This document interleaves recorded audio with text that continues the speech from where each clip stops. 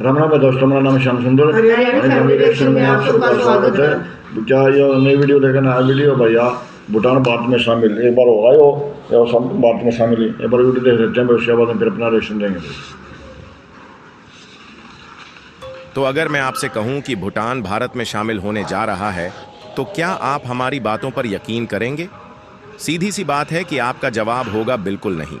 देखिए, आज़ादी के समय भारत के पास यह पूरी तरीके से मौका था कि भूटान को भारत का हिस्सा बना लिया जाए। लेकिन वो अलग बात है कि नेहरू जी भारत का हिस्सा बनाने से ज़्यादा लुटाने में इंटरेस्टेड थे, तो भला हम क्या ही कर सकते हैं। लेकिन अब फाइनली 70 सालों बाद ऐसी एक्सपेक्टेशन फिर से लगाई जा रही है कि सिक्किम की तरह ही भूटान भी भारत में शामिल हो सकता है। ऐसी एक्सपेक्टेशन इसलिए लगाई जा रही है क्योंकि फिलहाल के समय में भारत और भूटान के रिश्ते काफ़ी ज़्यादा बढ़ गए हैं।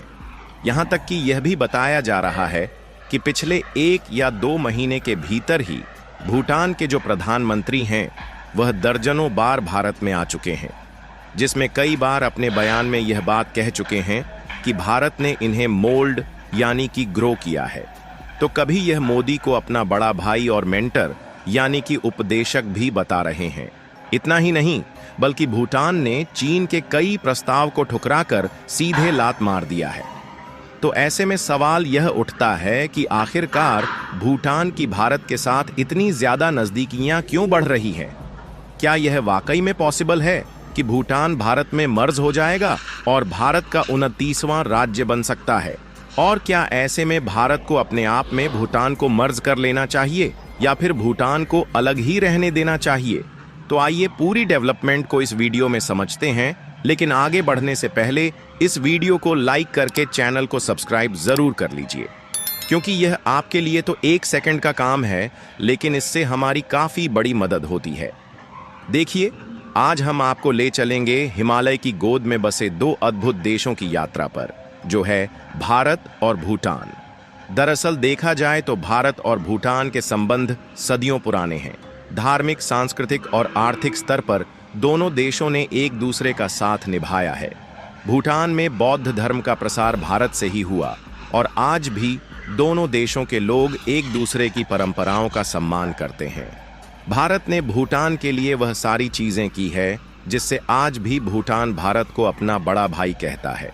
सबसे पहले आप इस मैप में ध्यान से देखिए, यह हमारा भारत है, जहां भारत के नॉर्थ ईस्ट राज्यों और चीन की सीमाओं से सटा हुआ यहां पर छोटा सा देश मौजूद है भूटान, जो कि क्षेत्रफल के मामले में भारत के कई राज्यों से भी काफी हद तक छोटा है। जहां पर भूटान की सीमाएं भारत के कुछ राज्यों जैसे कि सिक्किम, पश्चिम बंगाल, असम और अरुणाचल प्रदेश से सटी हुई है। और इस तरीके से 3 ओर से तो भूटान भारत के राज्यों से ही घिरा हुआ है और एक ओर से चीन की सीमाएं भूटान से सीधे तौर पर सटती है।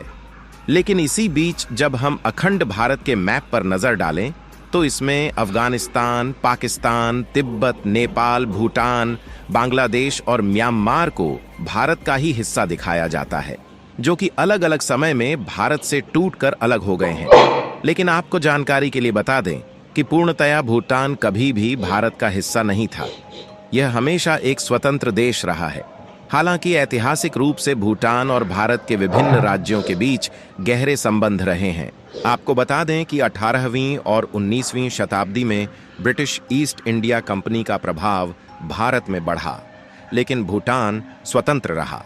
उसके बाद 1865 में ब्रिटिश सरकार और भूटान के बीच सिंचुला संधि हुई, जिसमें भूटान को कुछ क्षेत्रों से हाथ धोना पड़ा, लेकिन उसकी संप्रभुता बनी रही।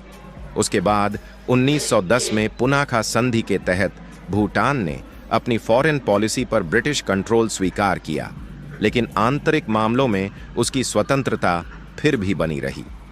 इसके बाद 1949 में Bharat Bhutan friendship treaty sign हुआ, जिसमें भारत ने भूटान की संप्रभुता को मान्यता दी और उसकी डिफेंस व फॉरेन पॉलिसी में सहयोग देने का वादा किया।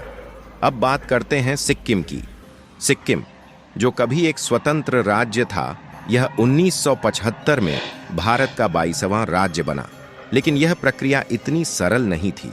राजनीतिक अनस्टेबिलिटी और आंतरिक संघर्षों ने इस मिलन को राह दिखाया। दरअसल 19वीं सदी में ब्रिटिश ईस्ट इंडिया कंपनी ने सिक्किम को एक प्रोटेक्टोरेट यानी कि संरक्षित राज्य बना दिया। उसके बाद 1947 में आजादी के बाद जब भारत आजाद हुआ तो सिक्किम ने खुद को एक स्वतंत्र देश बनाए रखा, लेकिन यह पूरी तरह से स्वतंत्र नहीं था। 1950 में भारत और सिक्किम के बीच एक समझौता हुआ जिससे सिक्किम भारत का संरक्षित राज्य बन गया, लेकिन फिर भी सिक्किम की सुरक्षा और विदेश नीति भारत के हाथों में आ गई। लेकिन आंतरिक शासन वहां के राजा चोग्याल के पास था, लेकिन जनता इससे संतुष्ट नहीं थी, जिसके कारण 1973 में सिक्किम में बड़े पैमाने पर लोकतांत्रिक आंदोलन शुरू हुआ, जिसमें जनता ने राजा के अधिकारों को सीमित करने की मांग की। ऐसे में भारत ने मौके का फायदा उठाया और स्थिति को संभालने के लिए वहां सेना भेजी और 1974 में सिक्किम में लोकतांत्रिक सरकार बनी। लेकिन इसी बीच जब लोगों की इच्छा जानने का प्रयास किया गया तो 97% लोगों ने भारत में शामिल होने के पक्ष में मतदान किया, जिसके बाद 1975 में सिक्किम को आधिकारिक रूप से भारत का 22वां राज्य बना दिया गया। और यदि बात भूटान की करें तो 1947 में भारत आजाद हुआ। तब ब्रिटिश भारत से जुड़े कई क्षेत्र और पड़ोसी राज्यों का भविष्य तय किया जा रहा था। हालांकि उसके बाद भारत और भूटान के बीच फ्रेंडशिप ट्रीटी पर हस्ताक्षर हुए। इस दौरान कुछ भारतीय अधिकारियों ने सुझाव दिया था कि सिक्किम की तरह भूटान को भी भारत में मिला लिया जाए, लेकिन नेहरू ने इस प्रस्ताव को ठुकरा दिया। इसका एक बहुत बड़ा कारण यह भी था कि उस समय चीन तिब्बत पर कब्जा कर चुका था और अगर भूटान भारत में शामिल होता तो चीन इसे अपनी सीमा पर खतरे के रूप में देखता। उस समय नेहरू शासन में थे और ये भूटान को एक बफर स्टेट के रूप में बनाए रखना चाहते थे। ऐसे में भूटान को स्वतंत्र रखकर भारत एक रणनीतिक लाभ में था, जिससे चीन से सीधी टक्कर से बचा जा सके। इसके अलावा नेहरू ने शुरुआत से ही यह नीति अपनाई थी कि भारत अपने पड़ोसियों के साथ अच्छे रिश्ते बनाए रखेगा और जबरन किसी देश को भारत में शामिल नहीं करेगा। और सिक्किम जैसे यहाँ पर कोई विशेष आंदोलन नहीं हुआ, इसलिए भारत ने भूटान को अपने आप में शामिल नहीं किया और शायद उस समय कूटनीतिक हिसाब से यही भारत के लिए समझदारी थी। लेकिन अब आज़ादी को 70 से ज़्यादा साल बीत चुके हैं और उसके बाद एक बार फिर से सवाल खड़े होने शुरू हो चुके हैं कि क्या भूटान भारत में शामिल हो सकता है, क्योंकि पिछले कुछ महीनों से भूटान की भारत के साथ क्लोजनेस ज़्यादा ही बढ़ चुकी है और पिछले महीने तो भूटान के प्रधानमंत्री भारत में दर्जनों बार दौरा भी कर चुके हैं। और आप जानते हैं कि चीन भूटान की पूरी तरीके से खिलाफत करता है और इस पर एग्रेसिव बिहेवियर रखता है। और क्योंकि भूटान एक छोटा सा देश है, इसलिए अगर चीन बहुत ज़्यादा एग्रेसिव बिहेवियर रखता है और अगर भारत इनका साथ ना दे तो सीधी सी बात है कि भूटान को चीन अपनी कब्जे में ले सकता है। और यह बात ज्यादा पहले की नहीं बल्कि 2017 की है, जब अगर भारत ने भूटान की मदद ना की होती तो भूटान के कुछ हिस्से को चीन शायद कब्जा चुका होता। यहाँ तक कि भूटान ने तो चीन की इस डील को भी ठुकरा दिया था, जहाँ पर चीन भूटान को नॉर्थ में ज्यादा लैंड देने की बात कर रहा था, लेकिन इसके बदले में भूटान का हिस्सा मांग रहा था। इसीलिए आज के समय में जो ज्यादा ग्लोबलाइज और इकोनॉमिकली एक्टिव हैं, वह चाहते हैं कि भूटान भारत का हिस्सा बने, क्योंकि उन्हें लगता है कि भारत में शामिल होने से लोगों को ज्यादा जॉब अपॉर्चुनिटीज मिलेंगी और इकोनॉमिक डेवलपमेंट ज्यादा होगी। और साथ ही इंडिया का स्टेट बनने से उन्हें भारत की तरफ से वह प्रायोरिटी और सुविधा मिलेगी जो कि आज सिक्किम को मिल रही है। आज सिक्किम एक बहुत ही बढ़िया टूरिस्ट डेस्टिनेशन है जो कि इकोनॉमिकली और इंफ्रास्ट्रक्चर डेवलपमेंट के मामले में काफ़ी आगे है। और इसी तरीके से भूटान के लोग भी चाहते हैं कि उनका देश भी इस राह पर पहुंचे। फिलहाल अभी तक भूटान की तरफ से ऑफिशियली इस तरीके का कुछ भी नहीं कहा गया है, लेकिन चीन के बढ़ते प्रेशर के कारण इस बात का अनुमान है कि भूटान की स्थिति वही बन सकती है जो कि कभी सिक्किम की बनी थी। बाकी आप लोगों की इसके बारे में क्या राय है कि भूटान भारत में शामिल हो सकता है या फिर नहीं? अपनी राय कमेंट में ज़रूर बताएं और इस वीडियो को एक लाइक करके अपने मित्रों तक शेयर ज़रूर करें ताकि उन्हें भी जानकारी मिल सके। इसी तरह और भी नॉलेजेबल वीडियो देखने के लिए चैनल को सब्सक्राइब करके बेल आइकन को ऑल पर जरूर सेलेक्ट करें। जय श्री राम। तो दोस्तों कैसी लगी वीडियो थी बहुत बढ़िया भाई सिक्किम का तो अलग मैटर था और यो भूटान का अलग है।